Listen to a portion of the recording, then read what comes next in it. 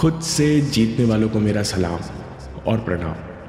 Japan के महानतम samurai Miyamoto Musashi कहते हैं कि चोटी तक पहुंचने के बहुत रास्ते हैं, पर कोई भी रास्ता बिना अनुशासन के नहीं चढ़ा जाता। यानी दोस्तों, इनर सेल्फ डिसिप्लिन बहुत मायने रखता है। आज सफलता पाने के बहुत सारे रास्ते हैं, आप बहुत सारी चीज़ें कर सकते हो, लेकिन किसी भी फील्ड में बेहतरीन बनने के लिए, कंपटीशन हराने के लिए आपको इनसेन सेल्फ डिसिप्लिन की आवश्यकता है। मियामोटो मुसाशी कहते हैं कि सेल्फ डिसिप्लिन विकसित करने के लिए आपको 3 आधार स्तंभ पर काम करना होगा: प्रैक्टिस, मेंटल प्रिपरेशन और ऑनर। सबसे पहले प्रैक्टिस की बात करते हैं। इसका रूल नंबर 1 है tanren, relentless practice purifies the mind. एक बहुत काबिल सामुराई मुसाशी से सीखने आया। मुसाशी ने उसे 2 स्टेप सिखाए: म्यान से कटाना बाहर निकालो और तत्काल वापस रखो। हर रात सोने से पहले 1000 बार इस प्रैक्टिस को दोहराओ। इस अभ्यास का नाम था द कट ऑफ नथिंगनेस। कई दिन अभ्यास करने के बाद सामुराई ने पूछा, इतनी छोटी सी प्रैक्टिस से क्या होगा? मियामोटो मुसाशी ने कहा, तुम्हारे मन से दुश्मन का डर खत्म हो जाएगा। कैसे? मुसाशी ने आगे समझाया, जब अचानक दुश्मन सामने होगा तो तुम अपने आप कटाना निकालकर तैयार हो जाओगे। तुम्हारे मन को सोचना नहीं पड़ेगा कि डिफेंड करूं या अटैक या फिर भाग जाऊं। तुम हमेशा तैयार रहोगे। दोस्तों, ये सेल्फ डिसिप्लिन का बहुत इंपॉर्टेंट सिद्धांत है कि relentless practice purifies the mind. जब आप बार बार प्रैक्टिस करते हो तो मन से फ्रिक्शन यानी लापरवाही, डाउट और आलस खत्म हो जाता है। प्रैक्टिकल टिप: बहुत छोटी सी प्रैक्टिस के पीछे पड़ जाओ। आप सुबह उठकर एक्सरसाइज करना चाहते हो तो बस सुबह उठो, पानी पियो, 10 पुशअप लगाओ, 10 स्क्वाट लगाओ। ये केवल 2.5 मिनट का रूटीन है, लेकिन ऐसा करने से तुम्हारे अंदर एक्सरसाइज को लेकर जो फ्रिक्शन है वो खत्म हो जाएगा। अगली बात मुसाशी कहते हैं, रूल नंबर 2 शूर है। बेसिक्स की मास्टरी 1000 बार काम आती है। द बुक ऑफ 5 रिंग्स में मुसाशी कहते हैं, जब तुम बेसिक्स पर मास्टरी हासिल करते हो तब तुम्हें वही बेसिक्स हर जगह काम करते हुए दिखते हैं। Bye knowing 1 way you know 1000। जैसे एक बार तुम रीडिंग स्पीड मास्टर कर लेते हो तो तुम पढ़ते समय फोकस करना भी सीख जाते हो। तुम नोट्स और किताब जल्दी पढ़ के याद भी रख सकते हो। साथ में तुम धैर्य और प्रैक्टिस की कीमत समझते हो और बाकी हर चीज़ में तुम यही प्रिंसिपल्स अप्लाई करते हो। यानी बेसिक्स पर मास्टरी 1000 जगह काम करती है। जो लोग बेसिक्स में मास्टरी हासिल नहीं करते वो हमेशा सफलता के शॉर्टकट ढूंढते रहते हैं। प्रैक्टिकल टिप: कोई 2 बेसिक स्किल्स के पीछे पड़ जाओ। कैसे? मान लो आपको कोई बड़ा एग्जाम क्रैक करना है तो कोई भी 2 बेसिक स्किल पकड़ो और हर दिन इनका अभ्यास करो। ऐसा करने से बाकी कठिन काम भी आपको आसान लगने लगेंगे और कई चीज़ों में अपने आप सेल्फ डिसिप्लिन विकसित हो जाएगा। प्रैक्टिस का अगला नियम, रूल नंबर 3 ट्राई, पाओ before practice. Samurai intense practice के पहले 3 चीज़ों को नमस्कार करते हैं: टीचर और साथियों को, तलवार और बाकी औजारों को, जगह और अभ्यास को। इतना छोटा सा रिचुअल इंटेंस और कठिन अभ्यास को ध्यान में बदल देता है। दोस्तों, हमारी आदत होती है कि हम काम को मन ही मन नापसंद करते हैं और गाली भी देते हैं कि अरे यार, आज इतना काम निपटाना है, ये काम तो बहुत कठिन है। फिर स्ट्रेस लेकर जल्दी जल्दी काम शुरू करते हैं। स्ट्रेस के कारण काम भी नहीं हो पाता और थकान भी जल्दी होती है। प्रैक्टिकल टिप: काम शुरू करने से पहले नमस्कार करो।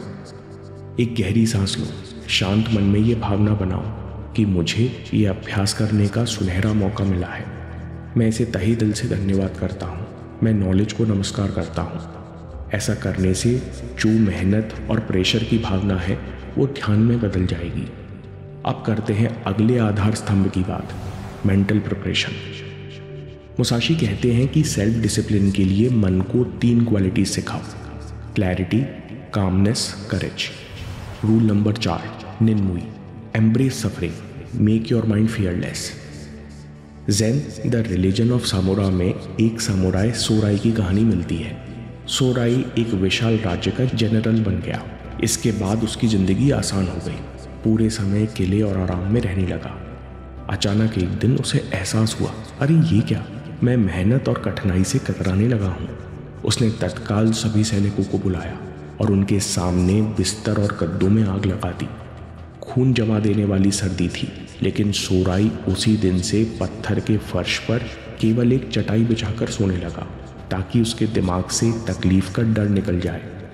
दोस्तों, ऐसे ही सामुराई की प्रैक्टिस होती है मीटिंग ऑफ परसिवरेंस, यानी धैर्य से मुलाकात, जहां सामुराई जानबूझकर सबसे सर्द मौसम में अभ्यास करते और वजन लेकर ऊंची चढ़ाई करते ताकि उनके मन से कष्ट का डर पूरी तरह निकल जाए। सेल्फ डिसिप्लिन के लिए प्रैक्टिकल टिप: कठिन काम को छोटे रूप में करना शुरू करो। तुम्हें कठिन चीज़ें पढ़ने से डर लगता है तो 5 पेज किसी कठिन किताब के पढ़ो और उसके बाद ही नाश्ता शुरू करो। मन को तैयार करने के लिए सामुराई एक और रूल का प्रयोग करते। रूल नंबर 5, गमन, एंड्योर विद डिग्निटी, तकलीफ का सामना सम्मान से करो। एक बार जापान के ओसाका किले को अचानक दुश्मनों ने घेर लिया। ये बहुत ठंड का समय था। कुछ ही दिनों में किले में खाना, लकड़ी और ज़रूरत की चीज़ें खत्म हो गईं। इस किले की रक्षा 150 सामुराई कर रहे थे। वो खाने में चटाई की सूखी घास चबाते। बहुत जोर की ठंड थी, तापने के लिए लकड़ी भी नहीं बची थी। बहुत दिन बीते, सामने मौत खड़ी थी, लेकिन फिर भी उन सामुराई के चेहरे पर शिकन न थी। किसी ने डर नहीं दिखाया, किसी ने शिकायत नहीं की और ना ही किसी ने हार मानी। उन्होंने तकलीफ का सामना पूरे सम्मान से किया। जब अटैक हुआ तो कमज़ोर शरीर होने के बावजूद सामुराई ने बहादुरी से अटैक रोक लिया। सामुराई कहते हैं कि जीवन में जो भी तकलीफ आए उसे ज़ाया मत करो, बल्कि इसका सम्मान, धैर्य और डिग्निटी से करो। सच्चा सामुराई कभी बहानों से पीछे नहीं हटता। रूल नंबर 6, जूयिन, जो भी है स्वीकार करो। दोस्तों, तुम्हारे सामने जो भी है, तुम्हारी गलती, तुम्हारी कमज़ोरी, सब कुछ विनम्रता से स्वीकार करो। इसके बाद ही सीखने का मौका मिलता है। हम लोग इसका उल्टा करते हैं, अपनी गलती नज़रअंदाज करके बाकी चीज़ों में कमी ढूंढते हैं, खुद ही पैटर्न्स को रिपीट करते हैं, इसलिए कभी क्लैरिटी नहीं मिलती। सेल्फ डिसिप्लिन विकसित करने का तीसरा आधार स्तंभ है ऑनर। मुसाशी कहते हैं कि शरीर गिर जाए लेकिन खुद की नज़रों में मत गिरना, यानी जब कोई नहीं देख रहा हो तब भी सही काम करना। दोस्तों, आप किसी को ज़बरदस्ती या डरा के ईमानदारी, साहस, आत्मसम्मान यानी बुशीदो को नहीं सिखा सकते। ये हमको अंदर से खुद ही विकसित करना होगा। कैसे? Rule number 7, miyaki oretsu, inner clarity leads to self discipline. जब सामुराई खुद से स्वीकार लेता है कि मेरा रास्ता मौत से होकर जाता है, यानी मैं कुछ भी कर लूँ, एक दिन एक फाइट में मेरा मरना निश्चित है, तब उसके अंदर से मौत का डर खत्म हो जाता है। जब डर खत्म हो जाता है तो वो किसी भी कीमत पर सही काम करता है, यानी वो अंदर से ऑनर कोड फॉलो करता है।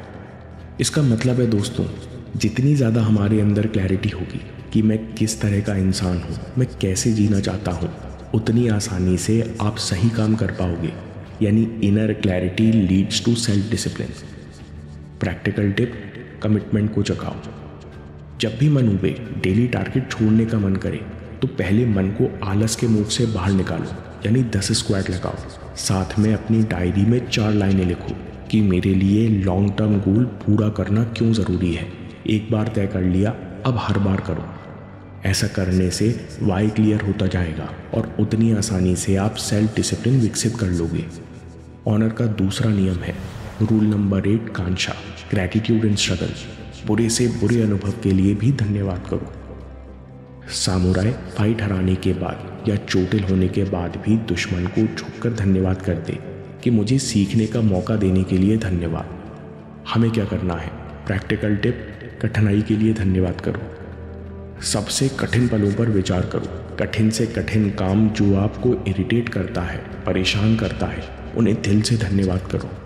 ऐसा करने से क्या होगा? आप इमोशनल रूप से बहुत मजबूत हो जाओगे। धीरे धीरे आपके इमोशनल रिएक्शंस अपने आप पॉजिटिव होते जाएंगे।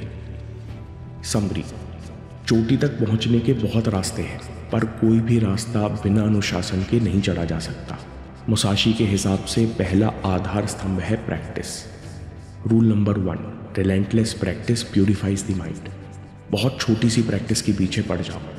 रूल नंबर 2, बेसिक्स की मास्टरी 1000 बार काम आती है। रूल नंबर 3, बाउ बिफोर प्रैक्टिस।